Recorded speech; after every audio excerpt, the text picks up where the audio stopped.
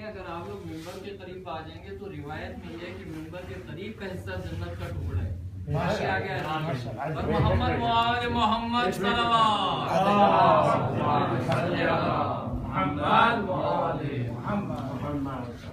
ये जवानों से कहा है मैंने, कोई बात नहीं है।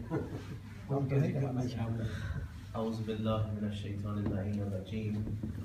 बिस्मिल्लाहिर रहमानिर रहीम। अल्हम्दुलिल्लाहिल्लज़ी नव्वरा क़ुलूबना बिअनवारिल महब्बतिल अलविय्या व अकमला लना दीनना बिल विलायतिल मुर्तज़लिय्या व तम्मा नि'मतहु अलैना बिहिदायतिल हैदरिय्या व नुसल्ली व नुसल्लिमु अला सय्यिदि मन खलक़ المؤمن الحق بالحق حبيب إلهنا وطبيب نفوسنا أبي القاسم محمد اللهم صل على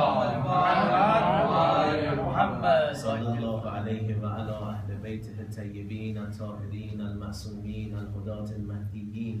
اللهم كن وليك الحجة بن الحسن صلواتك عليه وعلى آبائه في هذه الساعة وفي كل ساعة وليا وحافظا وقائدا وناصرا ودليلا وعينا حتى تسكنه أرضك طوعا وتمتعه فيها طويلا.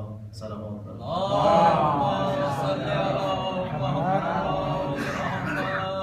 Brothers and sisters in Iman, Assalamu alaikum.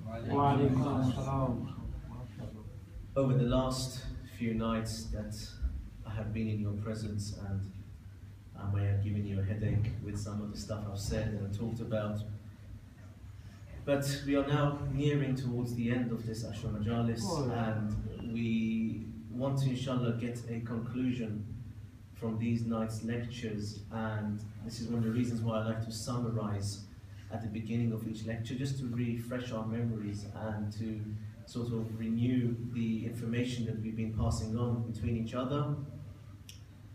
We started off by talking about ilm and hikmah, and we said that ilm and hikmah are two separate entities, that when they come together, they are the main reason for the existence of Islam, and that everything you see in Islam is based on knowledge and hikmah. Nothing of it is based on conjecture, it's not based on sort of whims, it's not based on fantasies, it's not based on sort of wild tales or anything like that. Everything has an ilm and an hikmah with it. And we got to the position where last night we talked about the arrival of Imam Zaman, inshallah, that he will mention first and foremost that he is the grandson of Imam Hussein. And he will say to the whole world that I am the grandson of Imam Hussein. And by just mentioning this, the whole world will know straight away what he's talking about. So we said this was our duty in the time of the Ghaibah of Imam Zaman, because our duty is to propagate the message of Karbala, so that when Imam comes, the people would already know, which is why it's really great to see campaigns like whoishussein.org and all these sort of campaigns. And alhamdulillah, this year at the Julus, very nice touches of handing out cups of coffee, flowers to people, with sayings of Imam Hussein on there, with sayings of people who were talking about Imam Hussein. And this is how slowly, slowly we will get into the minds and hearts of people. And the question that arose right at the beginning of these lectures, and why I focused my topic on these lectures, was how did the Rasulullah and A'immah Athar spread the message of Islam? Well, it was very simply that they won the hearts of the people. And you will see that when I say we have to do this, I would ask sincerely from my younger brothers and sisters in particular, slowly, slowly start this system of introducing Imam Hussein to the world. Even, like say for instance, the 3rd of Sha'ban, buy some sweets, take it into school and give them out. When the teacher asks, is it your birthday? Say, no, it's the birthday of my master Hussein. Just do that. At the workplace, you know, most places where you work, there's a tradition, people buy cakes on their birthdays, bring them in, that sort of thing. You buy it for the birthday of Imam Hussein and take it in. One of the things I have been going on about consistently over the years, and unfortunately, and you will see tonight why I say this, it falls on deaf ears, is that we have to use the social media for our benefits. I mean, you will see if you go home tonight and on Google or YouTube, you type in the words Hussein and Ashura, the first images or the first results that come back are of the Shias doing Zanjir Zani. You see, to us this is a very blessed act, or it's a very normal act, and of course there are people who don't agree with it, there are people who agree with it, but this is not for us to discuss. But you will see that this is the first images that come. So as an outsider, and see, this is what I always try to do, and this is why I listen to a lot of people talking from the sort of what we call the enemies of Ahlul Bayt. I like to hear what they say, I like to hear what the Christians have to say about us, I like to hear what non-Muslims say about us, because we have to put ourselves in their shoes. And predominantly, we are living in a non-Islamic country. We are living amongst people that do not know anything about Imam Hussein. So we have to see what they see. So when you have the julus, most of the banners are either in Arabic, and we've been telling people that, listen, get the English banners up. We are not, this message, Muslims already know the message of Imam Hussein, alhamdulillah. But the outsiders don't know. And one of the things I've been driving on about is, on the day of Ashura, for instance, and I know there are some communities who do this, why don't we get some buses, some coaches, get people on there, take it down to the blood donation center, but advertise this. So let's get the local press involved, let's get the media involved, let's get this involved, put it up on YouTube, so that everyone will see that the day of Ashura, why are all these Muslims going to the blood donation center? Because of the love of Hussein. Who is Hussein? Then you introduce Hussein to them. So you see, we have to use these social media tools to our advantage. But unfortunately, we are very behind in these times. We are very slow, yet you see our enemies are using social media to get their message across. See, when are we going to wake up and realize that our message is for non-Muslims first? So, inshallah, brothers and sisters, we have these opportunities. Let's use these opportunities to propagate the message of Imam Hussein. And we said last night that the original propagation of the message of Imam Hussein after the events of Ashura was with 3 people. And we mentioned that these 3 people were Imam Sajjad, Hazrat Zainab alayhi salam, and Hazrat Sakina alayhi salam.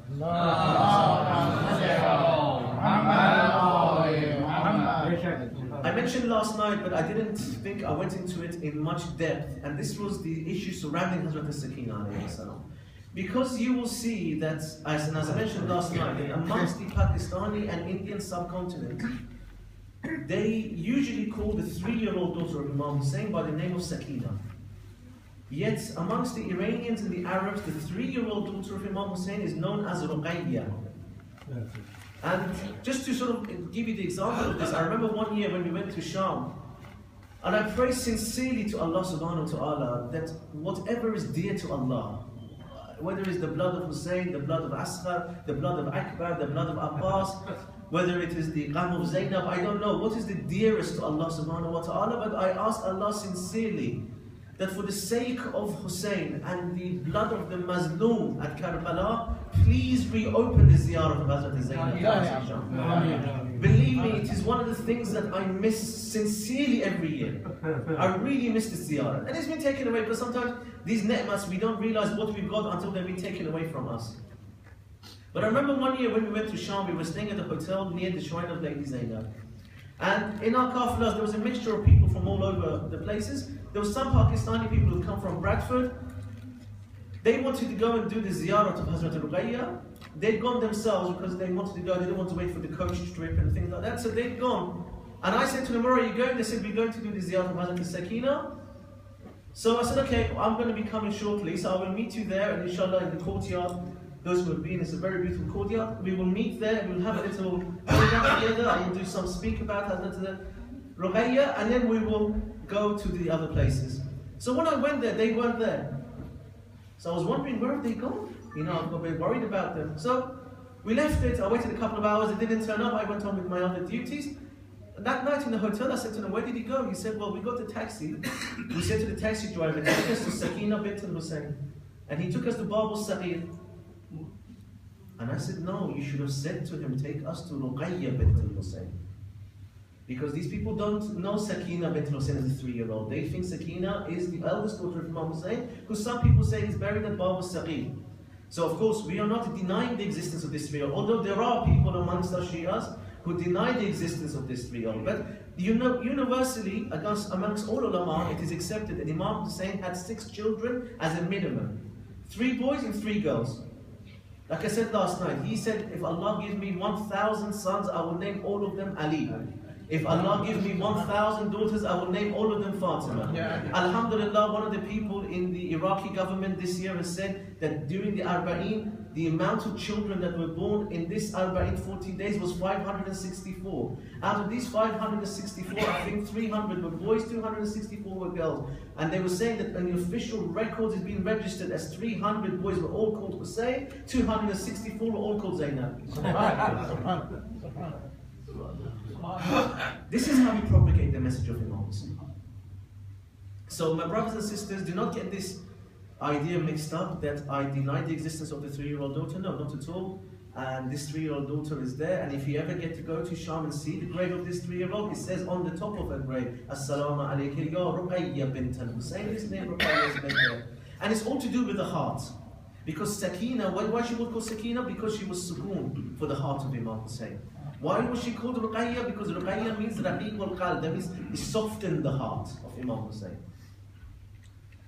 So that's, we can see now that this propagation of the message of Karbala was with these 3 people original, and like I said, they were the original members of Anjuman al-Furuqa Azhar with these 3 people, and today we are part of this Anjuman, and our duty is to propagate the message of Imam Zaman, that when Imam Zaman arrives, it is simple for him. His work is already done by us, inshallah, that we have this tawfiq to carry out this mission.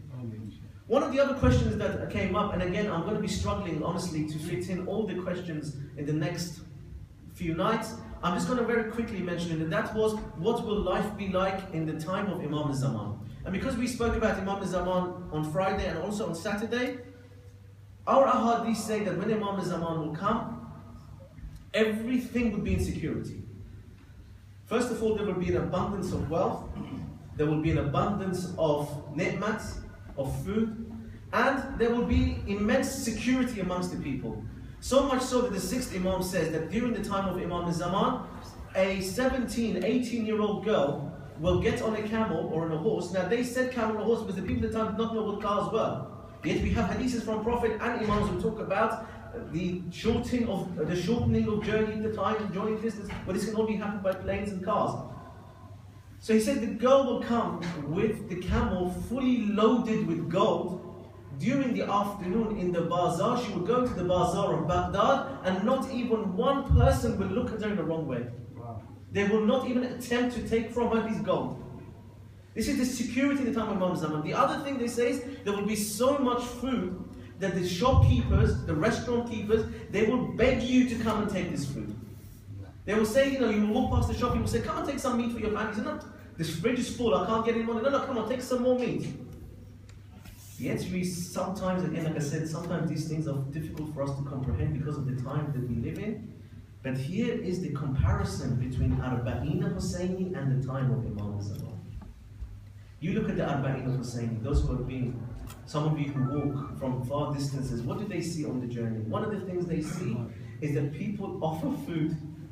And they do what? They do iltimas for you to come and take food from them. But you say, honestly, the last station I've already eaten very well. I cannot get any more in there. They say, no, please, just one piece of food, just one cup of tea. You see? So we see this abundance. 26 million people have gone to Karbala this year. Yet there's an abundance of food. Nobody goes hungry. Nobody goes thirsty. Everybody has that sort of security. What? So we are seeing this comparison between Arba'een Husayni and the Hukumat Imam Zaman. Muhammad wa ali Muhammad salawat.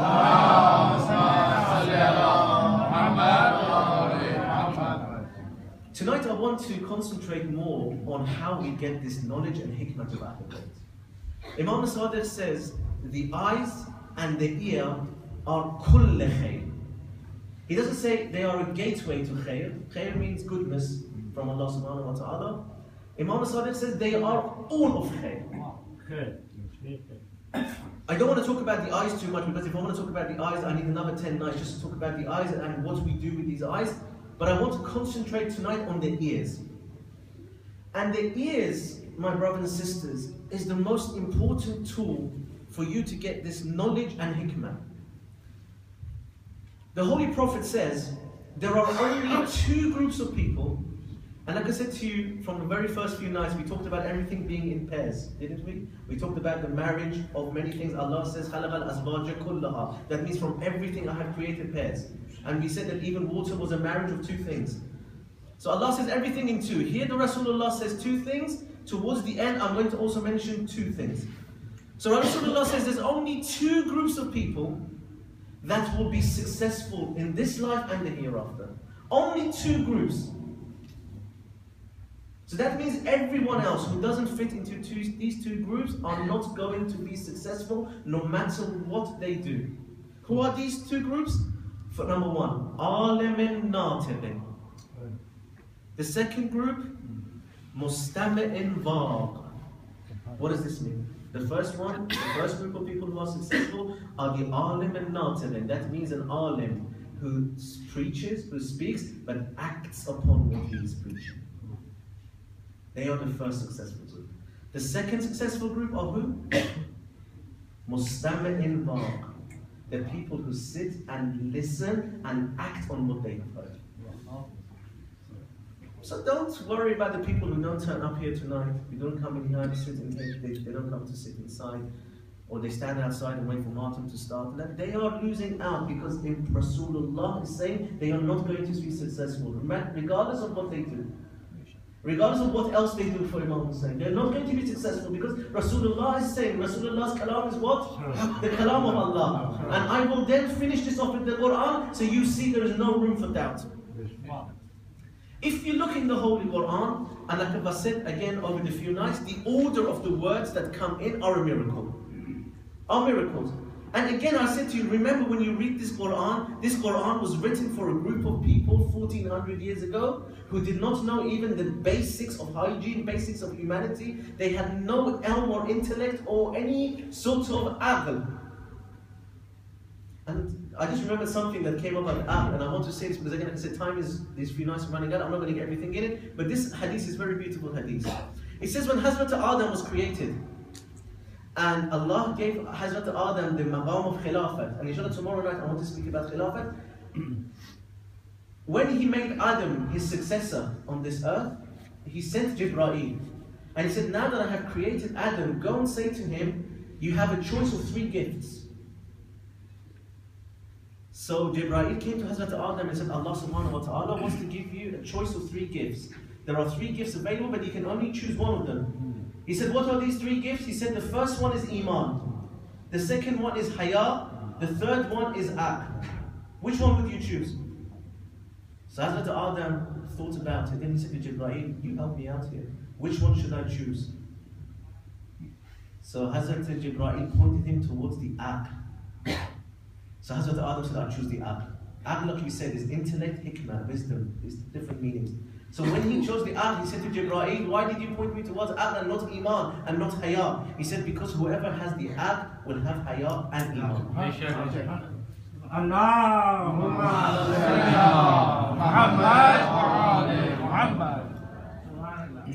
So if our Iman is weak, it's because we don't have the Aql and the hikmah. So like my brothers and sisters, so the orders of these words in the Quran are miracles for us. And sometimes I research a lot of things, believe me, from things that are mundane, that some people say to me, why are you wasting your time? And I say, no, in these things, there are still things in there, because Amir al-Mu'mineen says, seek knowledge from everywhere, it doesn't matter who is saying, but look what the information is. You will see that, especially to do with health, I'm very interested in health. Some of the research that they say, this university has been researching this. One of them recently was and I like to then get these messages and spread them out via email to other people that I know are interested in these things. One of these recent ones was that the NHS has researched, and they put a lot of money into this research, that if mothers breastfed their children for at least 18 months, it will save the NHS £40 million a year. Now we could have told them straight away that in the Quran it says to breastfeed your children for at least 2 years. So why are you wasting all these millions? Come give something to me. I will not tell you that. But you see, unfortunately, because they are going away from the ilm of Allah, the hikmah of Allah, they have to spend all this money in research to get to what the Prophet 1400 years ago has said in the Quran. One of the other things, and this is the amazing thing, that when Imam al-Zaman comes, the 6th Imam says that at the moment, and this is Imam al-Sadiq talking about his own time and himself, and the people there, not himself, because obviously they are ilm of Allah, but he said the people who are around him, he says we have the knowledge from A to B. That's all we have. Yet today, there's also a movie made about this as well, that says we are only able to use 10% of our brain. We don't have the capacity to use more than 10% of our brain. And Imam Sadiq says this, that we only have the ilm from A to B. When Imam Zaman comes, he will touch the people's heads, they will get the knowledge from A to Z. So this 10% will become 100%. So see, this is not difficult for us to comprehend. So the orders of the words in the Quran, you will see in particular when it comes to hearing. Allah always starts, when He talks about the creation of the human being, He always starts first with the ear. جَعَلَ لَكُمُ السَّمْعَ وَالْأَبْصَارَ وَالْأَفْئِدَةَ. These are the orders. When it comes about creation of the faculties, Allah subhanahu wa ta'ala puts the ear first. Today the scientists say yes, in the womb, the ear is the first faculty that starts working. When Allah wants to talk about the people not believing or people being dead, but not physically being dead, but even physically being dead, He puts the hearing at the end. Why? Because the last faculty that stops working is the hearing. So we will see this. And again, we say this to our Imams, but we sometimes, like I said, don't think about the things we are saying. You will see, for instance, Jabir ibn Abdullah al-Ansari, when he comes to the body of Imam Hussein and he does the ziyarat of Arba'in, what does he say? Ashhadu annaka tashhadu maqami. You are witness to my status that I am the za'ir of you. Wa taruddu salami. You will reply my salam. Wa tasma'u kalami. You will hear my voice. Which is why we say ziyarat from far, the Imams will hear. You see? And then you will see that the faculty of hearing, like I said, is the first thing to work, so be careful, especially my mothers, the women out there. I will say to you very clearly and categorically, be careful of what you do and say and hear when you have an embryo. When there's a child inside your womb, please be careful of what you do, because the outside environment, the noises you hear, it will affect this child. So I would say to you, please, anybody out there who is pregnant or thinking of having a child, may Allah give you walad as-salih, inshallah, to be the servants of Imam al-Zaman, inshallah. One of the ways to do this is to, when you have a child in the womb, is to recite the Quran for them, ziyarat Ashura on for them, do the Masa'ib of Hussein for them, cry upon Hussein. And it is amazing that we hear about Imam Hussein in the womb of Hazrat al-Zahra. People say one of the miracles Allah says in the Quran was Jesus could speak in the cradle. Yet Imam Hussein spoke to his mother in the womb. Some of the stuff he said to Hazrat al-Zahra really worried her. In particular, he kept saying to his mother, Ana al-Adshan, Ana al-Adshan. She got worried, she went to see Rasulullah, she said, Ya Rasulullah, do I have to drink anything else? Do I have to eat anything else? Because this child keeps telling me it's thirsty. Then Rasulullah said to his daughter, Zahra, no Zahra, there will be a day at Karbala. So you see, this connection between the embryo in the womb and the mothers is a very strong connection. So again, be careful of what you say, be mindful of what you say around these children. And like I said, so this is the first faculty, and when they die, my brothers and sisters, the death is very important. Let me give you one bisharat here, and again this is my gain from all my studies, is that for us the death is very easy. Death is very easy. Why? Because first of all you are mu'mineen. Secondly, and this goes back again, this goes back to what I just said now. Because when Rasulullah told Hazrat al-Zahra about the events of Karbala, she turned around to her father and she said, Oh Jadda, oh my father, who will be alive when Hussein is killed?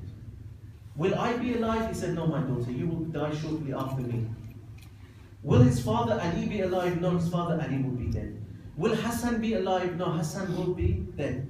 Who will be alive to cry for my Hussein, to do martyr for my Hussein, to grieve for my Hussein? The Holy Prophet then told Hazrat al-Zahra, there will be groups upon groups of people, generations among generations that will cry upon your Hussein.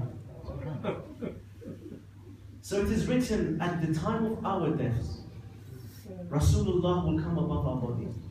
Hazrat al-Zahra will come above our body. she will start to cry. Rasulullah will say to Hazrat Zahra, why are you crying for? He is your Husseini, he's inshallah got a good place in heaven. He said, because another one of my Hussein's mourner has passed away from this world. Now this is my yaqeen, this is how we will die. See, Allah says in the Quran, La khawfun alayhim wa la hum yahzanun. This is about us.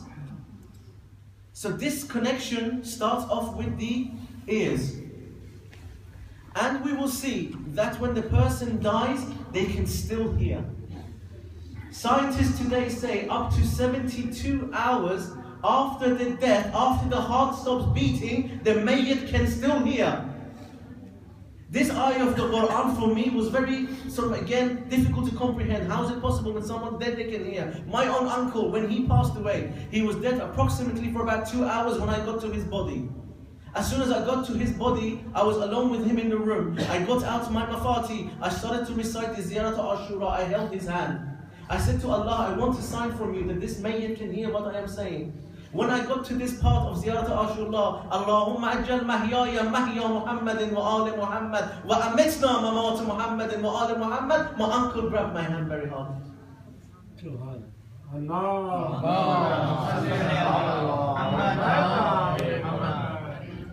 So I have seen people bickering over a dead body. People are already starting to split the will, the heirs. They said, no, my dad's car is mine. He said, I will leave you this. He said, I will leave you that house. And they start bickering over, or they start amongst themselves, or they start wailing very loudly. This mayyit can hear. He will grieve if you are crying too loudly over him. If you are showing too much signs of this mayyit will fear. Which is why when we put that mayyit in the grave, what do we say to them first?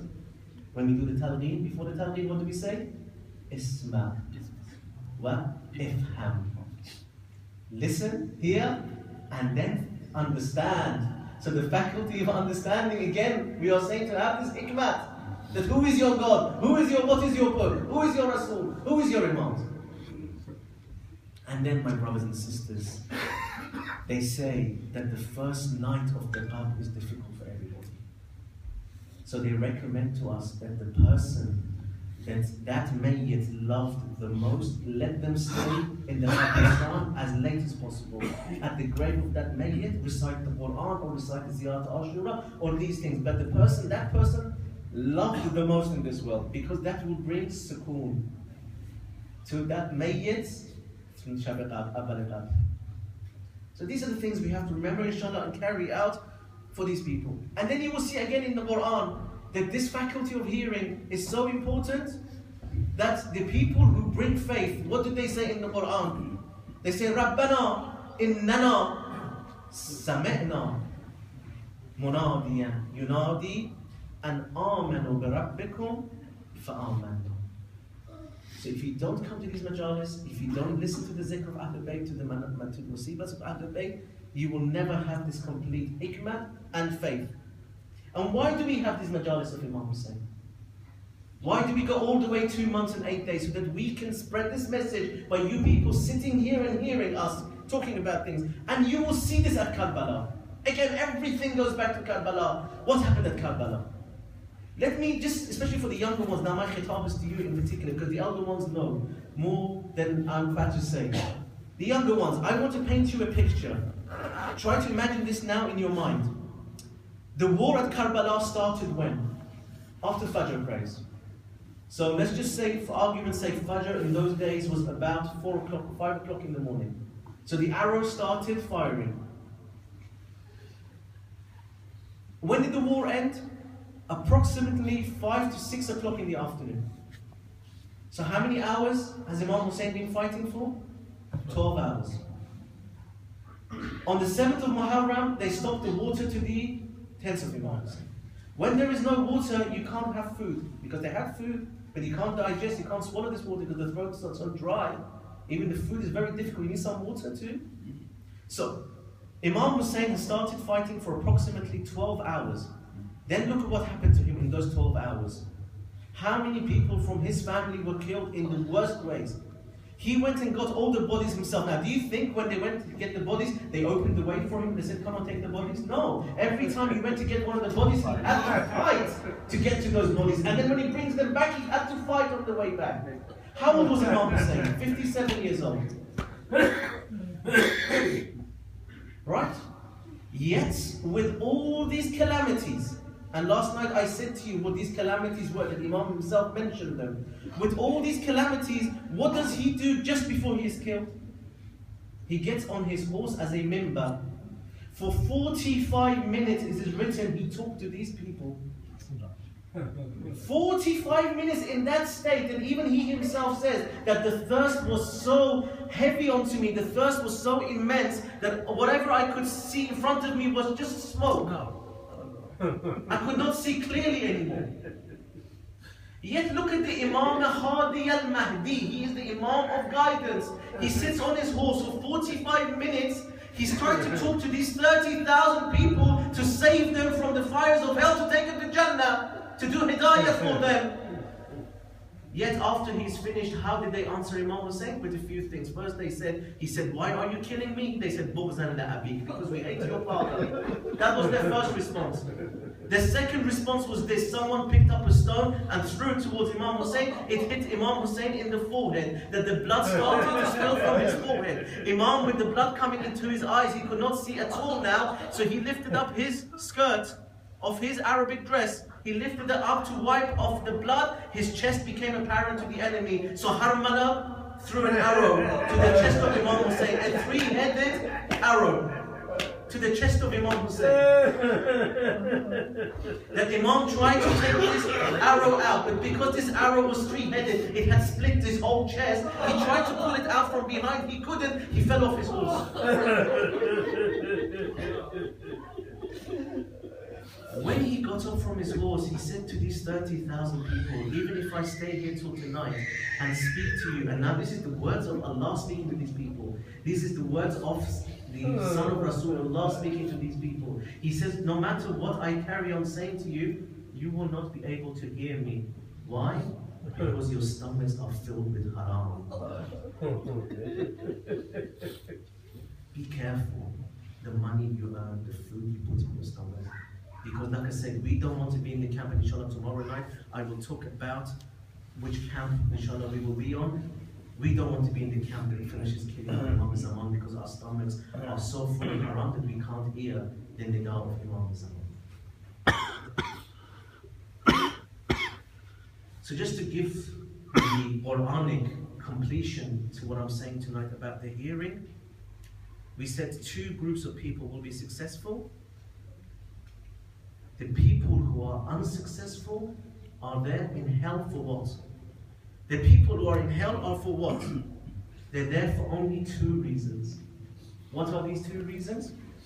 Allah says in the Quran that when the angels that are there in the hellfire, who are giving out Allah's punishment to these people in the hellfire, they will speak to the inmates of the hell, and they will say to them, why are you here? Did Allah not send the messenger to you? They will say, yes, Allah did send the messenger to us. So they say, why did you end up in the hellfire? Allah says in the Quran, they will say, لَوْ كُنَّا نَسْمَعْ أَوْ نَعْقِلْ مَا كُنَّا فِي أَصْحَابِ السَّعِيرِ. If we had listened and had the intellect, the hikmah, أَوْ نَعْقِلْ, if we had listened to what they said, but listening is not enough, we have to understand, we have to have the hikmah, we will not be the companions of the fire. This means that everybody who is in hell is there for these two reasons, my brothers and sisters. So come to these majalis, listen, question, understand the hikmah of Ahl al-Bayt, inshallah.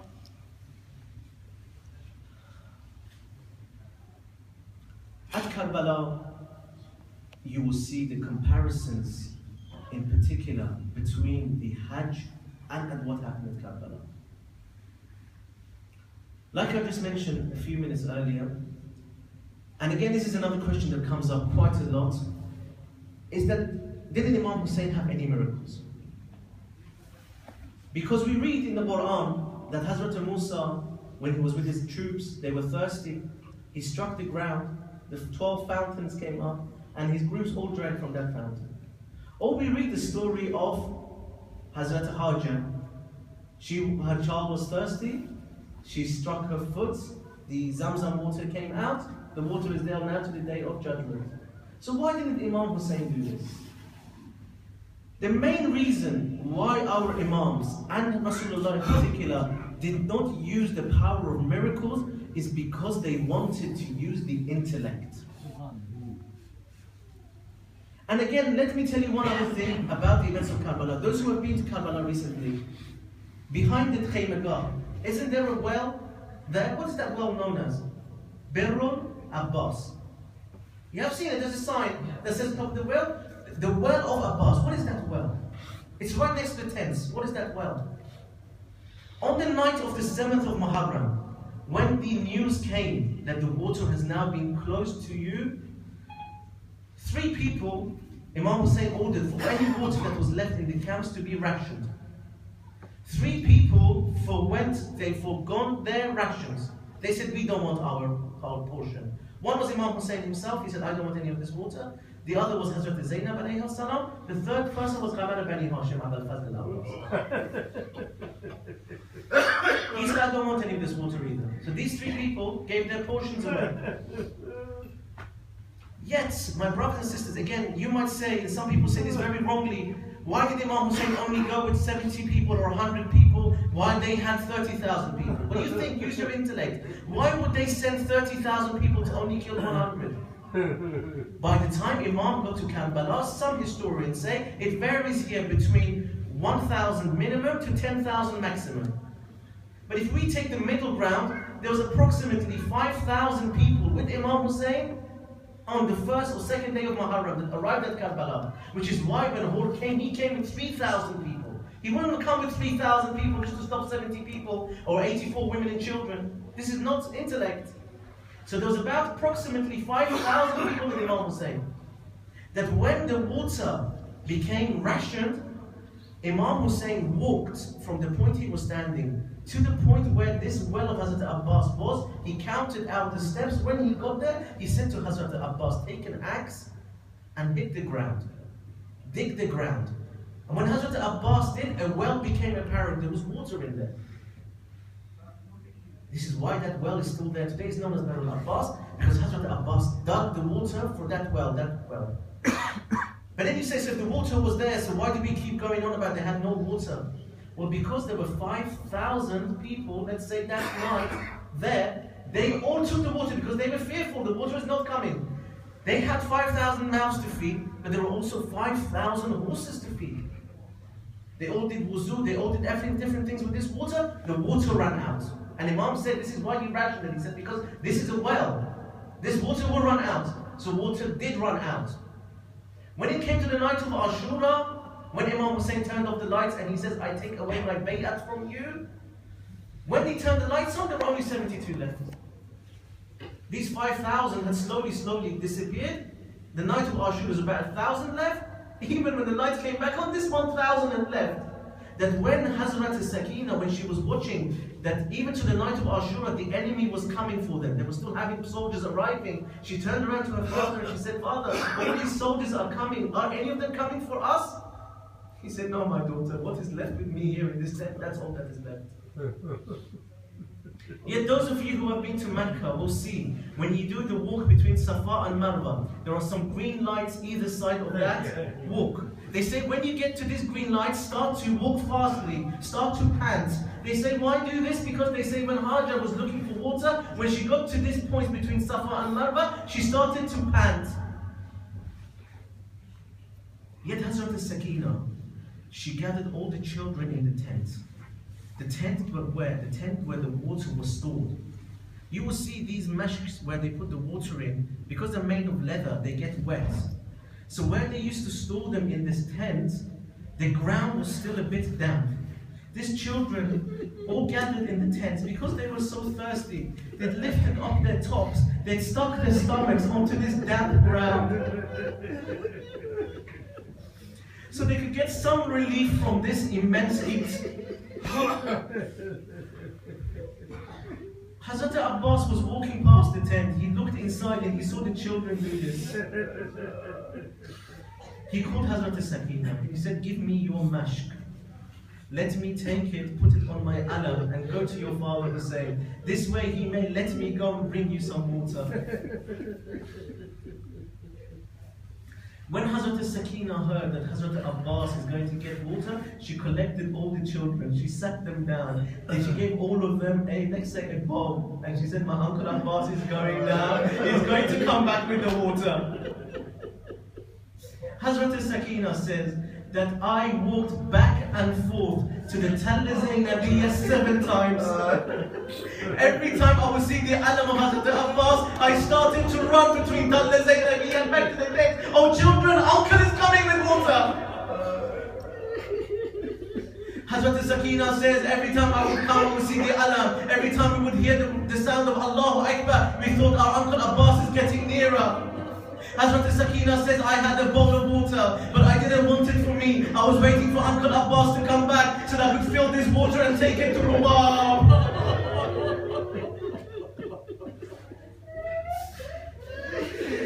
Imam Hussein heard the cries of Abul Fazl al-Abbas, Ya Akha Idrik Akha. So Imam Hussein went to the body of Abul Fazl al-Abbas. The alam had fallen onto the ground. Imam Hussein came to pick up the body of Abbas. Abbas said, my brother Hussein, I have never asked for you anything in this world, but today I want to ask of you one thing. He said, what is it, Abbas? He said, please don't take my body back to the tent. Because I promised Sakina that I would bring back water for these children. I can't do this. So Imam Hussein said, okay Abbas, I will not take your body, but let me take your alam. Hazrat Sakina, when she saw the alam of Abbas coming back, she thought that Abbas was coming with the water. So she went and told the children. When she came back, she saw her father coming with the alam. She said, Ya Abata, Ayna Ammi ala Abbas. Where is my uncle Abbas? Imam Hussein could not answer his daughter Sakina. I said last night he had a very strong connection with Sakina. He could not answer her. He went to the tent of Abul Fazl al-Abbas. He pulled down the pole of the tent. The tent fell on the floor. This means my daughter Sakina, this tent does not have a sahib anymore. Your uncle Abbas is not coming back. Allahu Akbar. Sakina said, I had promised Rubab some water. What do I say to Rubab now? So she went and spoke to Rubab and she said, Rubab, they have killed my uncle Abbas. There is no water for Ali and Al-Asqar. Those of you who have just come back from Hajj, who has ever been to Hajj, you will know one of the rulings in Hajj. All our Maraja are unanimous on this, that when you come to do the Qurbani at Mina, you are not allowed to kill or you are not allowed to sacrifice a sheep or a camel or a calf that is less than 6 months old. This is why Imam Hussein on the 9th of Muharram, when the enemy wanted to start the war, he said, no, give me one more night because Asghar is not yet 6 months old. Tomorrow he will be 6 months and 1 day old. I can't sacrifice this child when he's less than 6 months old. Allahu Akbar, Allahu Akbar. Rubab gave Ali and Asghar to Imam Hussein and said, you go and get some water from these enemies. When Harmala was arrested by Mukhtar said to him, oh Harmala, I am going to ask you this question. Whether you tell me the truth or not, I'm going to kill you. It doesn't make any difference. He said, Harmala, you are a man of war. Did you have no shame? That when you got the arrow, why did you strike this 6-month-old baby? He said, Ya Amir, Ya Mukhtar, I swear that I didn't want to hit this child. When I went to pull the arrow, I started to tremble. I looked at this 6-month-old baby. When Umar ibn Sa'd, who was standing next to me, saw this weakness in my arm, he said to me, Harmala, don't have any fear. Strike this baby because his name is Ali.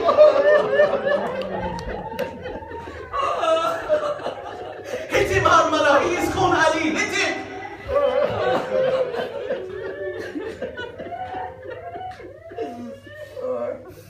ألا لعنة الله على القوم الظالمين فسيعلم الذين ظلموا أي منقلب ينقلبون يا رب الحسين محمد الحسين اشف صدر الحسين بظهور الحجة يا رب المؤمنين بحق أمير المؤمنين اشف صدور المؤمنين بظهور الحجة. السلام علينا وعلى عباد الله الصالحين. السلام عليكم ورحمة الله وبركاته.